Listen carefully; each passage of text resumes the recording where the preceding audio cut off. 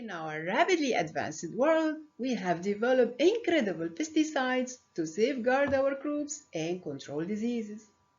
Hello everyone, it's a privilege to be here today to discuss this topic that profoundly impacts the well-being of our future generations. Pesticide exposure and its effect on children's health, a call for safer vector control methods. I'm Hanum Khater. I'm a professor of parasitology at Banha University, Egypt, with my colleagues Dr. Hanan Taya, a professor at the Agriculture and Biology Research Institute, National Research Center, Egypt, and Dr. Salwa Abdullah, the Executive Director of the Center of Excellence for Toxicological Testing at the Central Agriculture Pesticide Laboratory, Agriculture Research Center, Egypt also. For as long as people have farmed, we have been fighting pests that try to eat our food or spread diseases. Now we use powerful chemicals. It's a never-ending battle to protect our crop or families. And what a huge battle is it! The amount of money spent on farm chemicals, especially insecticides, is growing incredibly fast, about 30% more every year. Since 1960s, we are realizing that these chemicals, while helpful in the short term, can actually harm people, animals, and even make plants less able to fight off diseases on their own. So, while they are a strong tool, they came with a hidden cost. Children are in merely many adults when it came to pesticide exposure. Their rapidly developing bodies, immature organ systems, and unique behaviors render them extremely vulnerable. Consider this. A child breathes more air, drinks more water, and consumes more food per kilogram of body weight than adults. Their natural curiosity and frequent hand-to-mouth activity mean they ingest more dust and soil, often laden with pesticide residues. Their still developing livers and kidney are less efficient at detoxifying and excretion, leaving toxins in their systems longer. And critically, an infant's blood-brain barrier is often described as leaky, allowing harmful compounds easier access to their developing brains. Recent studies confirm that even seemingly low levels of exposure can profoundly disrupt critical developmental pathways with implications that echo through their lives. Pesticides, unfortunately, find numerous ways into children's body. Dietary intake stands out as the most common route for the general populations. Those vibrant fruits and vegetables we encourage our children to eat, apples, peaches, strawberries, can ironically be a significant source of pesticide residues.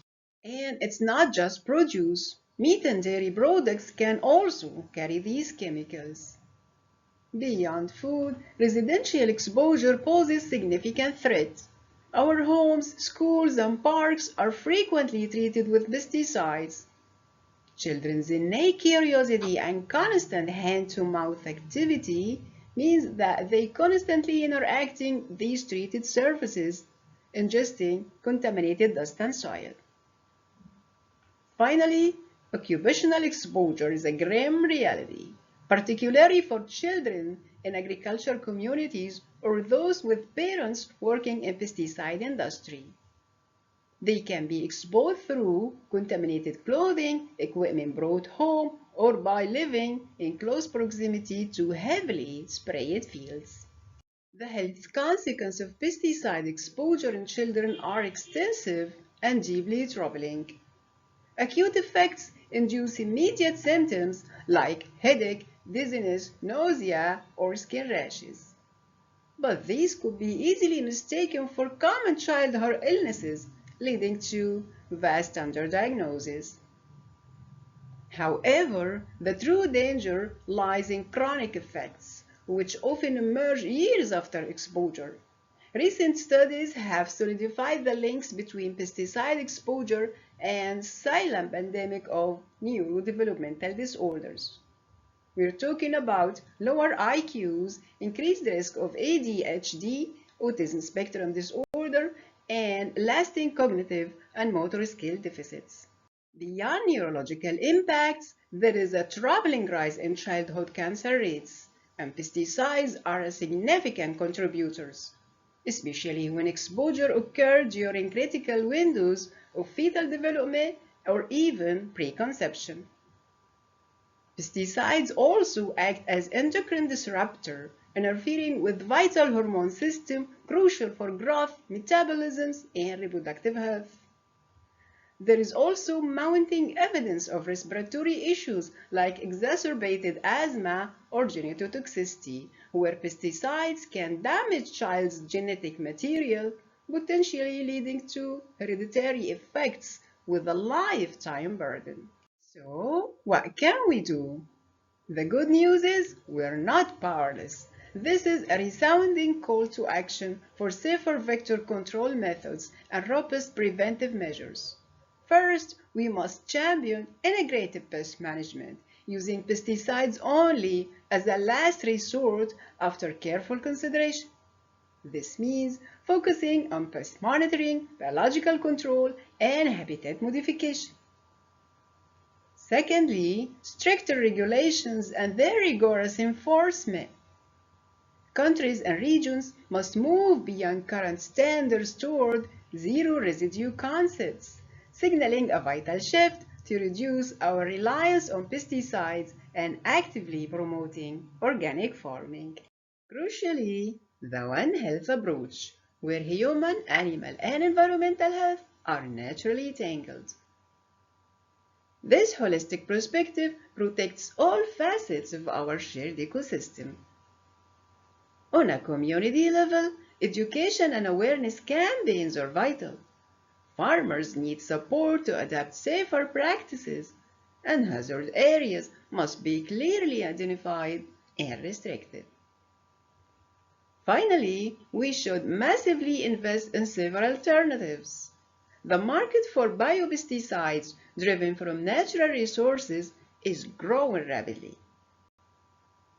Innovative technologies like precision agriculture using drones and artificial intelligence for targeted applications can drastically reduce overall pesticide use. In conclusion, the scientific evidence is undeniable. Children are merely vulnerable to pesticide exposure, and the consequences range from immediate illnesses to devastating long-term developmental and health problems.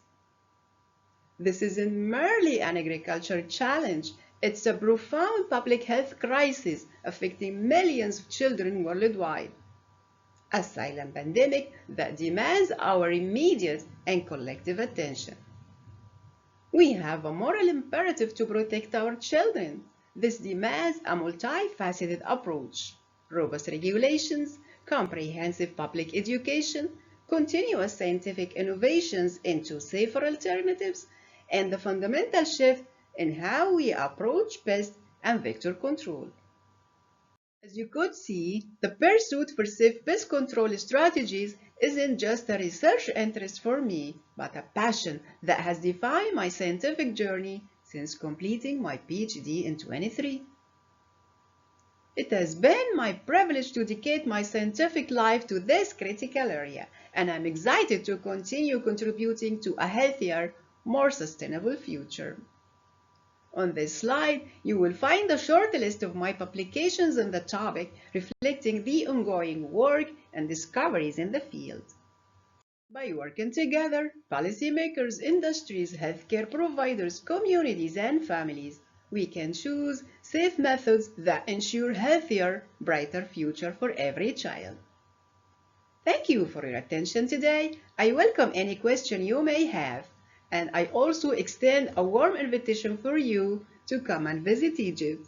See you there.